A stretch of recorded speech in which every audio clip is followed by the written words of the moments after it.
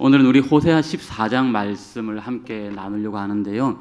이 이슬이라는 거에 좀 주목하시면서 같이 말씀을 헤쳐 나가면은 좀 좋을 것 같습니다. 혹시 우리 여러분들이 이 영혼의 건기를 경험해 보신 적이 있으십니까? 어떨 때는 기도도 메마르고 또 찬양을 불러도 공허한 그런 시간이 있고, 또 말씀은 그저 눈앞에 스쳐 지나가는 활자로만 느껴지는 그런 시간들. 분명 하나님은 살아계시다고 믿기는 믿는데 그분의 임재가 너무나 멀게만 느껴지고, 또 신앙생활의 모든 것이 의무감처럼 이렇게 버겁게만 다가오는 그럴 때 말입니다.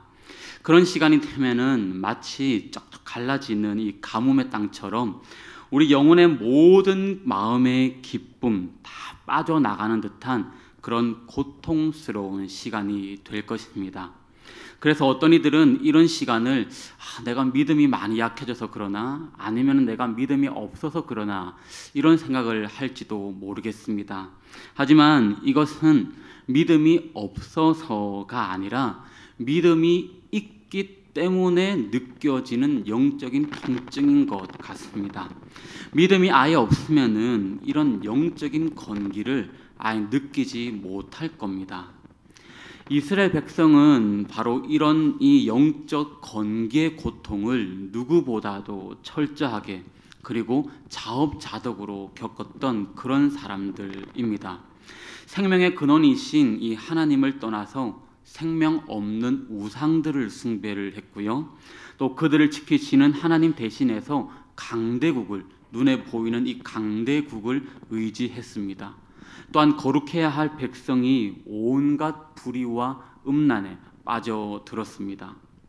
하나님과의 관계라는 이 생명줄이 끊어지자 그들의 영혼은 급속도로 그냥 메말라갔고, 또 그들의 땅은 황폐해져 버린 겁니다. 그 불순종의 대가가 굉장히 혹독했는데요. 나라는 다 찢어지고 결국 멸망당하는 끔찍한 고통을 낳게 되었습니다.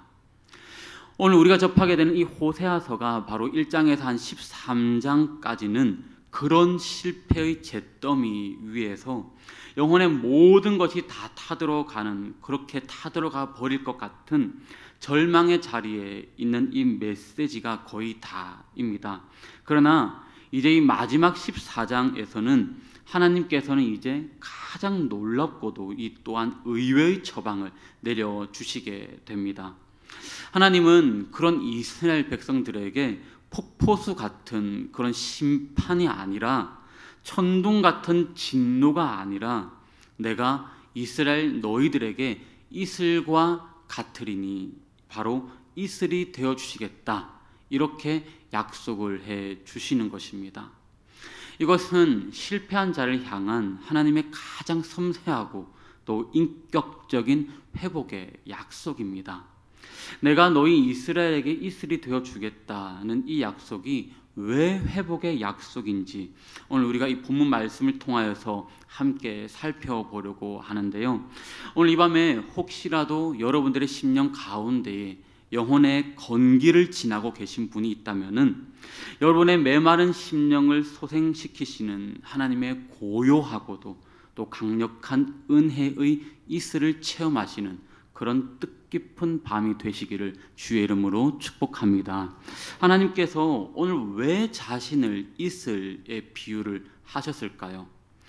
오늘날 우리에게는 이슬이라고 하면은 그저 청량하고 또 서정적인 그런 이미지가 떠오를지는 모르겠습니다. 그러나 당시에 이 이스라엘 백성들에게 이 말씀은, 이슬은 생존을 의미하는 가슴 떨리는 그런 약속인 것입니다. 그들이 살았던 이 팔레스틴 땅은 비가 내리는 우기도 있고요, 또 비가 거의 내리지 않는 건기가 아주 극명하게 나뉩니다. 문제는 이 건기가 되어버리면은 4월 말부터 9월까지는 거의 반년 가까이 이어지는 시간 가운데에 강렬한 태양 그리고 모든 수분을 다 증발시켜버리고, 땅은 그냥 거북이 등처럼 다 쩍쩍 갈라지고 풀들은 누렇게 타 들어갑니다. 모든 것이 메말라가는 시간, 그것이 바로 이스라엘의 이 여름입니다. 이 절망적인 건기에 유일하게 생명을 공급해 주는 것이 있는데요, 바로 이슬입니다. 밤이 되어 기온이 아주 뚝 떨어져 버립니다. 그러면은 이 뚝 떨어지면은 지중해로부터 불어온 이 습한 공기가 응결하여서 땅 위에 그대로 내려앉게 되는 것이죠. 그런데 우리나라에서 이 생각하는 여린 풀잎에 살짝 그냥 이 물방울이 맺히는 그런 이슬 정도는 절대로 아닙니다. 이 팔레스틴의 이슬은요, 매우 풍성합니다. 또한 밤사이에 이 땅과 식물들을 그냥 흠뻑 적실 정도의 이슬입니다. 아침에 일어나면은 마치 약한 비가 내린 것처럼 온 세상이 그냥 축축하게 그렇게 내려져 있는 것이죠. 이 이슬이 만약 없다면 건기 동안의 모든 생명은 다 말라 죽고 말 것입니다. 즉, 이 이슬은 건기 동안 모든 생명들을 유지시키는 유일한 생명수이기도 하고, 또한 하늘에서 내리는 고요한 축복인 것입니다. 우리는 이 이슬의 특성 속에서 하나님의 은혜의 속성을 잠시 그대로 볼 수가 있는데요, 제가 한 3가지 정도로 한번 이렇게 요약을 해봤거든요. 이 이슬의 특성 안에 하나님의 그 특성이 그대로 담겨져 있습니다. 이슬에 어떤 특성이 있을까요? 먼저는 이슬은 가장 어두운 밤에 내린다는 것입니다. 뜨거운 태양이 장렬하는 대낮에는 절대로 이 이슬은 내리지 않습니다. 모든 것이 다 멈춘 듯한 캄캄한 밤, 가장 깊은 인생의 절망의 시간에 소리 없이 내려앉는, 그게 바로 이슬입니다.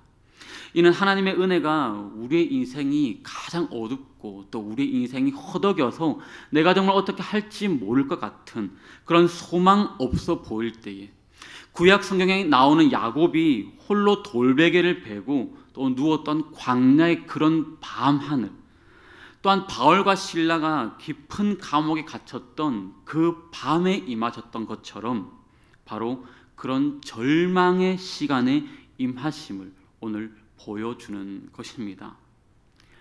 우리가 인생을 살아가면서 우리의 힘이 다 빠지고 오직 주님밖에 바라볼 수 없는 인생의 어두운 밤 가운데 하나님의 은혜의 이슬은 오늘도 내리기 시작하는 줄로 믿습니다.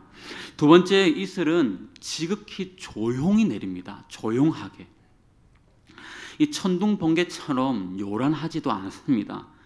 엘리야가 호렙산에서 경험했듯이 하나님은 지진과 불 가운데가 아니라 이 세밀한 이 소리 가운데 임하셨습니다. 이슬은 아무도 그 내리는 과정을 보지는 못하지만 아침이 되면은 온 세상이 그 결과로 촉촉해져 있는 것이죠. 이처럼 하나님의 은혜는 때로 극적인 어떤 사건이 아닙니다. 우리가 기도하면서 당장 내일 이 순간에 어떤 극적인 현상이 일어나는 것, 그런 것들이 아니라 어떻게 보면 하나님의 은혜는 매일매일의 삶 속에, 그리고 여러분들의 평범한 일상 속에 우리가 느끼지 못하는 그런 순간에도 고요하고 변함없이 부어지고 있는 것입니다. 세 번째, 오늘 이 이슬은요, 어떤 특징이 있냐면은 매일마다 꾸준하게 내린다는 것입니다. 매일마다 꾸준하게. 한 번에 그냥 확 다 쏟아붓는 것이 아니라 매일 밤마다, 또한 다음 날을 살아갈 만큼의 생명수를 공급합니다. 이것은 광야에서 이스라엘 백성들이 경험했던 만나하고 메추라기 아시죠? 이 만나와도 같은 것입니다. 그들은 하루치의 만나만을 거둘 수가 있었는데요, 이것이 바로 일용할의 은혜입니다. 하나님은 우리에게 한 달치, 또 어쩌면 몇 달치, 1년치 은혜를 한꺼번에 부어주시는 분이라기보다 오늘 이 하루를 우리에게 흡족한 은혜가 내리는, 오늘 하루를 살아갈 힘과 지혜를 바로 오늘 이 한 시간에 공급해 주시는 분이라는 것입니다. 따라서 하나님께서 오늘 이 말씀처럼 내가 이스라엘 너희들, 또 사랑하는 너희들에게 내가 이슬이 되어 주겠다 주겠다라고 약속하신 것은 우리의 인생이 아무리 척박하고 메마른 광야 땅 같을지라도 내가 너희의 유일한 생명줄이 되어서 가장 어두운 인생 가운데도, 가장 어두운 시간 가운데도 가장 조용하고 꾸준한 은혜로 너희를 반드시 회복하시고 내가 다시 살려내겠다라고 하는 가장 강력하고 자비로운 사랑의 고백인 것입니다. 하나님의 그 생명의 이슬을 공급받은 영혼은요, 놀라운 변화를 경험하게 됩니다. 오늘 우리가 읽은 이 5절 말씀의 후반절에 나오게 되는데요, 크게 두 가지로 이렇게 얘기를 합니다. 그가 백합화 같이 필 것이고 또한 레바논의 백향목 같이 뿌리를 내릴 것이다, 이렇게 말씀을 합니다. 하나님의 은혜의 이슬, 하나님의 생명의 이슬을 공급받은 우리들, 그런 영혼들은 먼저 백합화 같이 피어난다는 것입니다. 이 백합화는요, 메마른 땅에서는 피어날 수가 없는 존재이죠. 메마른 땅에서는 이렇게 순결하고 아름다운 꽃이 상상할 수 없는 것 아니겠습니까? 그렇다면 백합화처럼 너네들 피게 하겠다, 무슨 의미일까요? 우리의 죄의 오물 속에서 망가졌던 우리의 영혼들, 정말 우리 스스로는 일어날 수 없는 그런 메마른 심령, 그런 메마른 땅, 우리의 영혼이 회복한다는 것은 상상할 수 없는 것이지만 하나님의 은혜의 이슬을 맡고 순결하고 아름다운 모습으로 오늘 회복될 것을 우리에게 말씀해 주시는 것입니다. 영적 죽음의 상태에서 부활의 생명으로 피어나는 것입니다. 또한 하나님께서는 이렇게 말씀을 하셨죠. 하나님의 생명의 잎슬을 공급받은 너희들 레바논의 백향목같이 뿌리를 받게 하겠다. 이 레바논의 백향목은 수십 미터 높이로 자라게 됩니다.